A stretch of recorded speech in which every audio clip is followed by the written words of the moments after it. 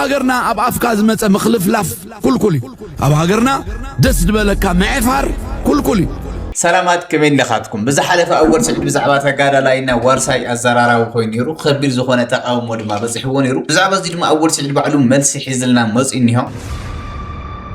كم ونستهلين بلتسقنا نيرترانا نتيجراي بحنس عيو خدود بن نابلنا أيو بلتسقنا مسرابيت يعجنينه هون طورنت بيتسقى جالو كتتا تيجراي لسي جمر إرترانا بتمساساي كان زي كان دم يجمر تزقت لنا زلوا سلام وسلف سلزجبر حزب زقتل منا أسيزج أو إذا أسر زلوا ملا تيجراي ممالك كان بصوت نقتل لنا أب إثيوبيا تاريخ ناي مكلا كياخدان كرخلو زي بهرر حزب زتفتر أبز إسرائيل شو عدنا عم تراي زي أتم من كالات عزارة بتنزخون قدات نيونا بحنس عن رأينا نزل channel دي سبسكرايب ونزل دي لايك مبارك يدرسوا نعملنا كل سمعني هو أو هاجرنا أب أفكاز مت مخلف لف كل أو هاجرنا دس دبلكا معفر كل أو هاجرنا حزبي بناتكا ولد هاريات فح مبال كل أو هاجرنا أنا مهوري إلكا بأفكا فرس موتا كل أو هاجرنا باهيلني مولو معل تخل تعددات كباس إلكا مايكروفون حيسكا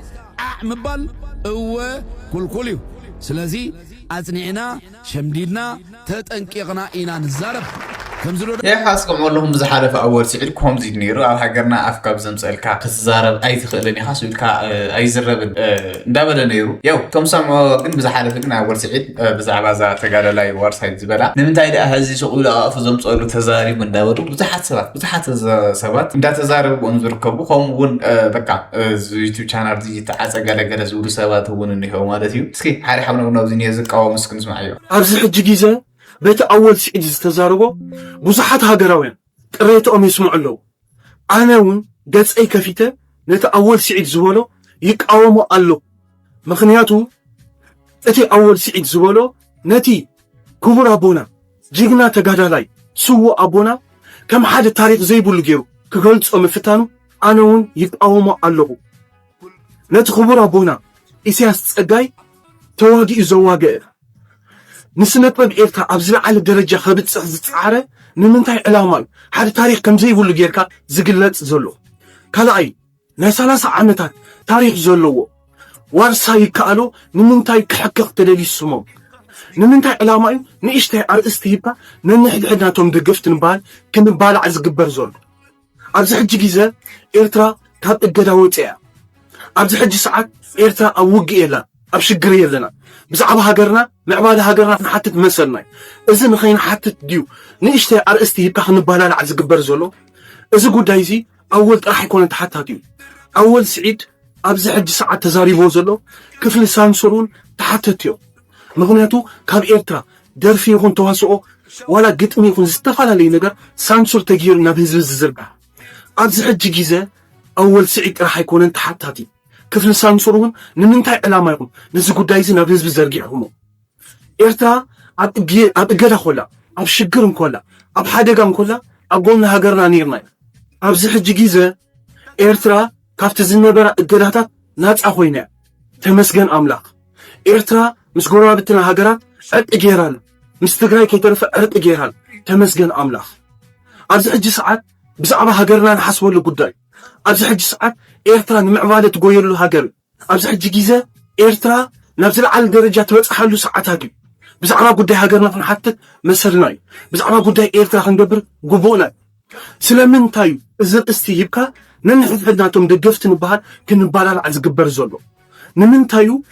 تمالي وارسايلو أول نوعلو زمتح نبرة سم وارساي نار على زتشدف زنبرة نمن تاي علامة عبز حد ساعات متيو دفر 3 عامتات شم وارساي كهساس تدليو نمن تاي علامة نايت كورا بونا جيجنا سوا أبونا شمو كبنان تجيو نمنتاي علامة كم حد التاريخ زي بلو سنة باباو جير زقلت أرزح الج ساعات بمولاتكم دقفتي أبو قلنا هاجرنا قينا بزح حالي ناين بزح شجر رئيناين أقولنا هاجرنا حتى أطعوناين أب كينات يكون أجدا يكون أقولنا هاجرنا نيرنا أرزح الج ساعات جيجا خنلو خلنا جيجا مبالنا نوري يكون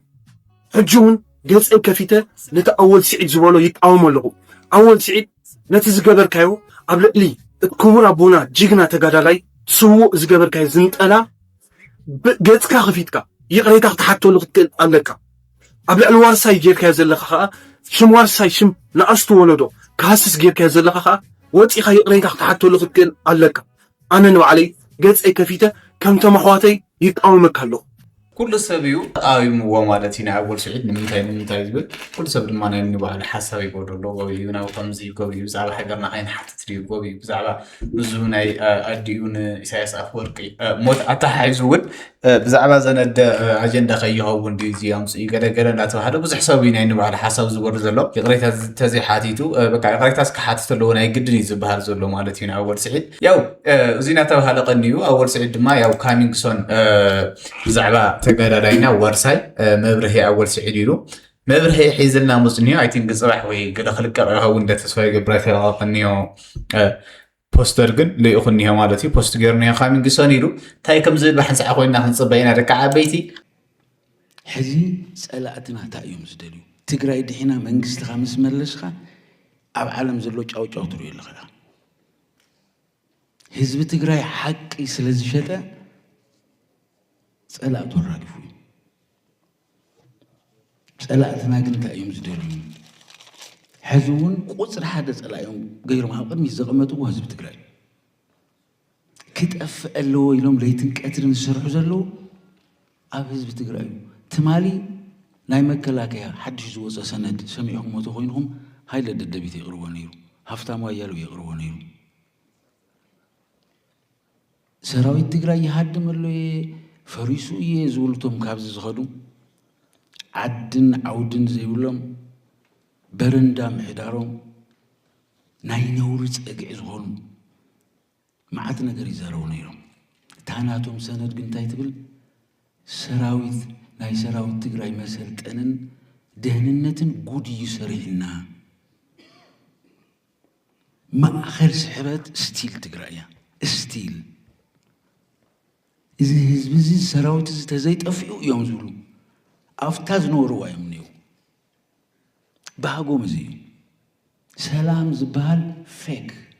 حاسوت قرب لهم تجنكمهم لا سلام جنا يقولون ولا توم كابزي ازخدو لا سلام جنا يقولون تخال اي باجات بسلسته معلتي يزع سمعهم وتغينهم استدروس تلفزيون تግራይ ዝነበረ በአማርኛ ፕሮግራም ስቶምናይ ቴሌቪዥን ትግራይ يحطو نيرو اتا قدم هز زربا زنبره زربا كاب سيول زوصو سلازخونو ناب سيول تزي ماليسنا يوم تزي طفينا يوم ستيل خما يزول ازي انا سلام جناديا ازي زبزي سلام دليس 4 عامت ملكو مكرو بلو 4 عامت مراحتو تشيلو موتوم زامنو مراحتو حزي كم فيلد مارشال برهانو جلا مكلاكي اكيبهم زمخرو زوعلو موسخا سماي زبصحا يوم راحتها ستيل دليتو مسيو جون منغاك مقدالس تفولو انا 17 عامت بمقدالو سو خوينا تماهير ابز كبصح كونتريبيوت غيرو كبركو ايه كماي تاشكرو غنيبال تفولو تعنتو جنرال زبلازنا تحشكر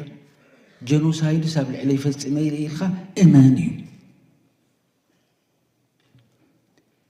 كاله اب ارترا خيدوم مس منغستي ارترا كم تازلمدوا 300 انسسان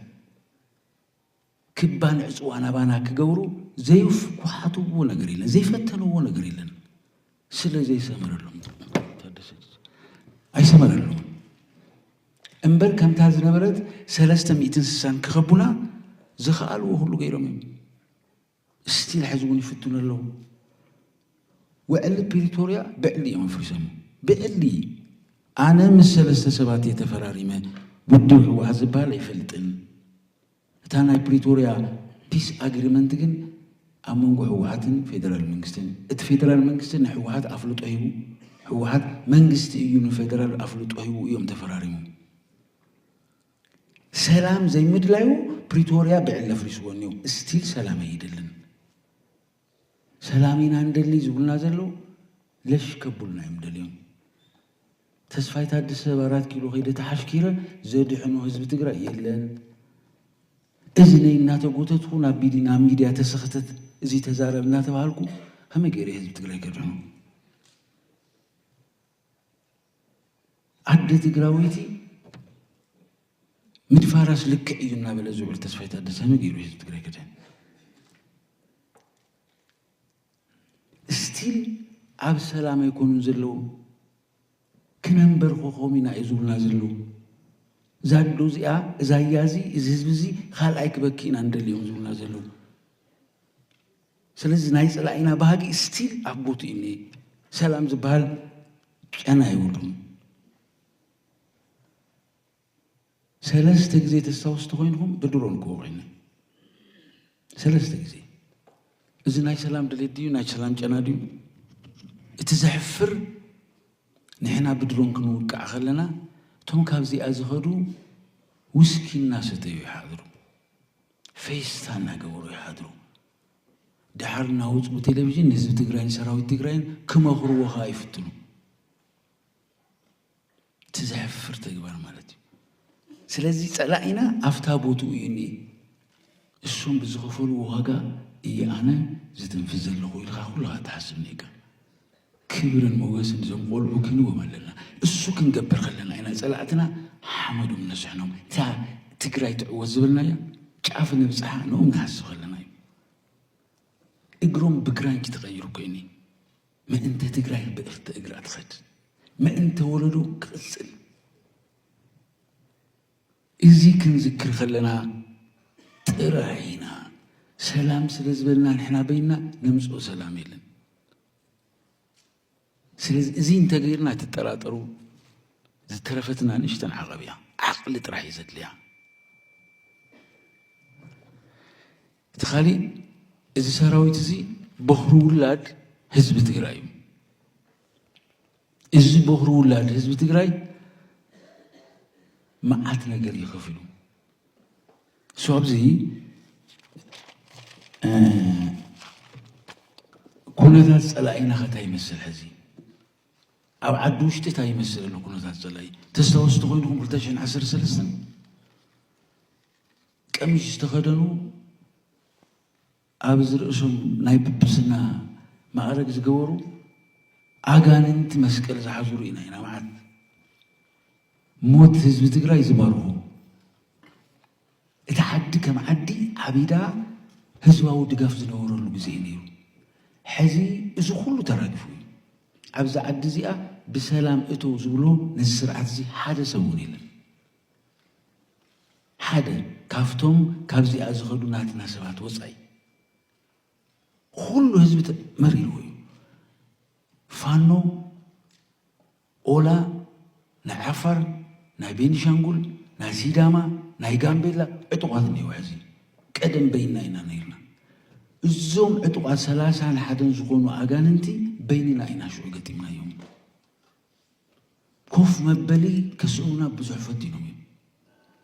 ሕዞም 30 ሰይጣውንቲ በቲ ናትካ ትዕግስትን ምስትውዓልን ተራጊፎም ንህዝቢ ኣምሓራ ሓቂ ሸይጥኻሉ ህዝቢ ትግራይ ንህዝቢ ኤርትራ ሓቂ ሸይጥኻሉ ንመላእ ህዝቢ ኢትዮጵያ ሓቂ ሸይጥኻ ዋጋ ከፊልኻ ተዓጊስኻ ጸላእትኻ ራጊፍኻ እሱ በኣንጻሩ ጸላሕ ብሉን እዩ ኣብ ዓዲ ውሽጢ ኣብ ዝኾነ ቦታ ካብ ኣዲስ ኣበባ ወፃኢ እሱ ዝቆፃፀሮ ነገር የለን ስለዚ ብዙሓት ጸላእትኻ ዝነበሩ ኣብ ጎንኻ ሰሊፍካ በኣንጻሩ እሱ መዓት ጸላእ ኣፍርዩ ተኻሊ ኢኮኖሚ ናይ ዝዓዲ ርኢኹሞ ተኮይንኩም 51.8 ቢልዮን ዶላር ዕዳ ኣለዋ ዝዓዲ እያ ትማሊ ኣብቲ ሰነድ ዘንበብክዎ ብደርጊ ግዜ ካብ 5 እስካብ 6 ኣና ረሲዖምና እዮም እቲ ኢህደግ ዝበሃል ዘሊሎሞ بدرج جزء توم نايدر جنرالات نديم زكو بدرج جزء سكاب 5 سكاب 6 بليون برلق حنيرو درجيولو حاجة 10 أزفينا تركينا نينا which means نفس بليون دولار مالتي إيكونومي نايزة عدزيا حمد فنجي بلبي زيجا من بارك علن ኩሉ ዝኾነ ይሁን ዜጋ የማረራሉ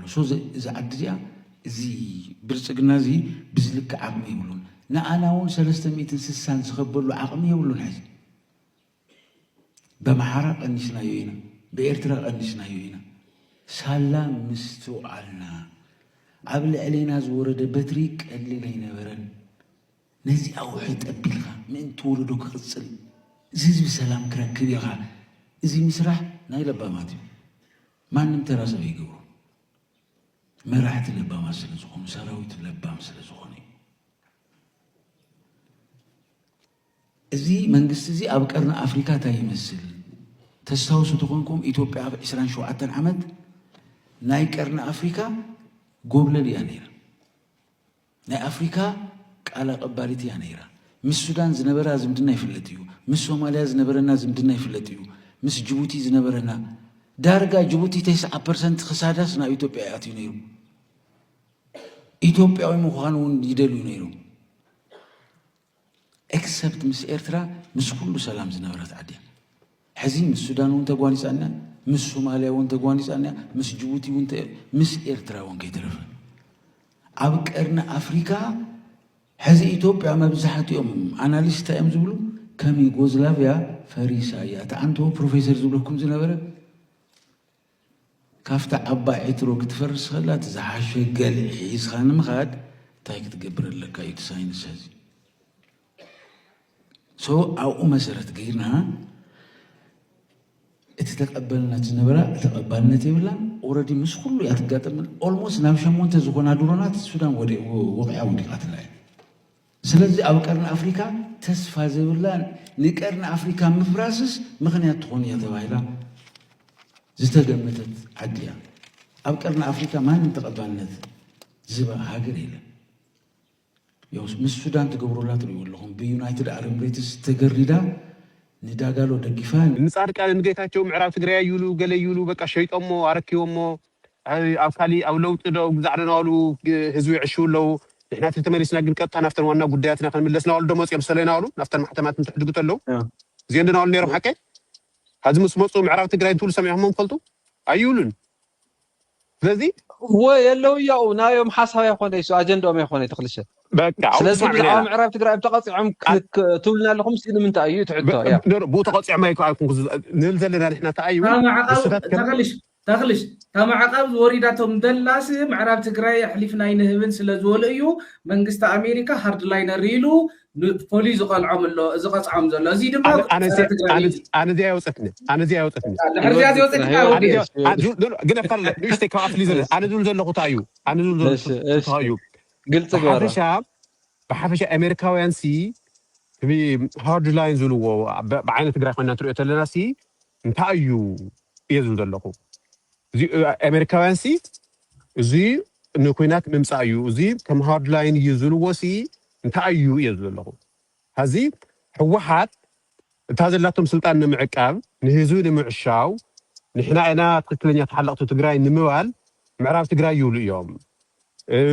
ፍትሒ ይብሉ እዮም መግለፂ ተውፅተሎ ተሪኢኹሞም በዚ ምክንያት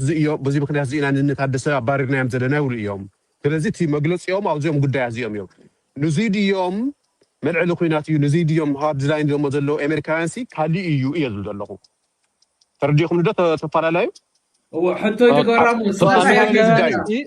ተኽልሽ ተረዲእካ ተኾይነ ቶም ኣሜሪካውያንስ ንሕወሓት ካብ መግለፂ ኣልሓለፈ ኣሰስመንት የብሎም ኢኻ ትብለኒ ኣለኻ ሕወሓትስ የብሎምን ስታሊን እንታይ እዩ ዝብለና ዘሎ ስታሊን ብልፅግና ብሓንሳዒኒ ኤርትራን ንትግራይን ብሓንሳዒ ክድብድበን እዩ ዝብለና ዘሎ እስከ ነስማዕ እዩ የተነገረ ነው ከብልጽግና መስሪያ ቤት ያገኘ ነው አሁን ጦርነቱ እየተዘጋጀ ያለው በቀጥታ ሴም ዴይ ትግራይ ላይ ሲጀምር ኤርትራ ላይ ተመሳሳይ ጥቃት እንደሚፈጽም ነው እየሰማን ያለን የድሮን ጥቃት ነው የሚግ ነው የምናምን ግን በተመሳሳይ ቀን ዘመቻ እንደሚጀምር በተለይ ደግሞ የድሮን ጥቃት በተመሳሳይ ቀን እንደሚጀምር የብልጽግና ምንጮች ነግረውናል ሪስፖንስ ምንድነው ምክንያቱም አይቀሬ ነው የሚለው ኮንክሉዥን ውስጥ አለ እኛ ብሏል ይሄ አሁን ያውቃል ፕላንት ላይ ከነበረ ሳምበድ ማግ ያደረገ ምን እንደሚያደርግ ያለው ወዲህ የሱ ተግባር ያውቃል ፕላን ያደረጋትን በሙሉ ሊያደርጓት እንደሚችሉ ተባብረው ያውቃል ለምን ክሊር የሆነ ዳንጀር ክሊር የሆነ የህልውና ጉዳይ ይገጥመው ኤርትራ የሚባል አናቅም ያለ የጠቅላይ ሚኒስትሩ አማካሪ የሙትቻው ሰውዬ በዚህ አፋር ነው 100,000 ነው አፋር በህግ በዲፕሎማሲ በፖለቲካ ምን አቅም የላቸውም አሰብን ማመላቸው ቀይ ባህር ይግድ ነው እዛ ተቆርጦ የቀሩ ደግሞ ነገሩን በዛ ፕሮግራም ላይ የተሳተፉ በጣም ብዙ ንግግር ነው ተቆርጦ የቀረታቸው ለምሳሌ ሰላ ድንጋይ የሚለው መከላከያ አወጣው በጽሁፉ አወጣው እንጂ በዚህ ማለት በዜና አወጣው እንጂ በቪዲዮ አላወጡት ሰላ ድንጋይ የሚለው ከቱም ሼም ይዟቸው ነው እነሱ ማለት ምን ይሄ ተመላላ አይታመንም ከሰላ ድንጋይ በኢትዮጵያውያን ትብብር ነው ከሰላ ድንጋይ የተመለስ ነው ሲል ይሄ ለሱ ለመንግስት ጭምር ሼም ስለሆነ ማለት ነው በጣም አደገኛ ንግግሮች እዛ ተናግረው ነበር ኤርትራን በተመለከተ ተቆርጦ ነው የቀረው የነገሩ እዛ የተሳተፉ ሰዎች ናቸው የነገሩ የህዝብ እዛ ሲሰጥ ነበር አስተያየት ብቻ አይደለም ከጌታቸው ንግግሮች ተቆራርጦ ነው የቀሩት ወደ ሚዲያ አልሄዱም ዝግ ነበር ደግሞ ለሚዲያም ዝግ ነበር የተፈቀደለት እንትን ብቻ ነው የዘገበው እና ተቆርጦ የቀረው የጌታቸው ንግግር ላይ የኢትዮጵያ ሰራዊት መዘጋጀት አለበት ነው የሚለው የኢትዮጵያ ሰራዊት እንደ ፊልድ ማርሻል ሆኖ ነው አክት ያደረገው ينفع العمليات تمر على جروب الإعلام امبارح بعد ما خسرت الماتش شفت مش اوكي خالص تهجي من اختاري صورتك نقي صورة مخيفة مرعبة اعملي ستيكر مع كارتس ኮማንደር ኢንቺፍ ሆኖ የሰራዊቱ አዛዥ ሆኖ መዘጋጀት አለበት የማይቀር ነው ባጭር ጊዜ ቀላል ነው ብሏል ቀላል ነው ያለበት ኦሬዲ በቪዲዮም አለ ምሽግ ከተቆፍ የሆነች አንድ ምሽግ ከተሰበረ በቀላሉ ነው መንዳት ነው አለኩ መንዳት መኪና ዝም ብሎ መንዳት ሜዳ ላይ ልክ ወይ ሊቢያ በረሃ ላይ ሱዳን በረሃ ላይ ተራራ የለበት ታውቃላችሁ ወደ ሱዳን ሊቢያ ተራራ የለውና ዝም ብሎ መንዳት ነው አለ ወታደር አለ ይሄ ሰውዬ በቡሬ ጦርነት አልተሳተፈም በጾሮና ግንባር አልነበረም በዘላንበሳ ግንባር አልነበረም በባድመ ሸራሮ ግንባር አልነበረም የሚያውቀው ነገር የለም ተዋግቶ አያውቅም አልሰለጠነም ውትድርና አያውቅም ሚሊተሪ ኢንጌጅመንት ምንም ነገር የሚያውቀው ነገር የለም ግን አንድ ምሽግ ከተሰበረ መግባት ነው አለ ይሄን ትንሽ ስናሳይ ስትራቴጂ ዴፕስ የለውም በኔቸሩ ኤርትራ ባንድ አቅጣጫ ከተሰበረ ወደ መሃል ለመግባት ቀናት ብቻ ነው የሚፈልገው ምናልባትም ሰዓታት ዋናው ምሽግ ከተሰበረ በኋላ የመንዳት ጉዳይ ነው መቀለ ምስ አተና ክንአቲና ኣብ ሓፀረ ግዜና አቲና ምንም ዘጠራጥ ነገር የለና صباح الله ካብሶም ተኳት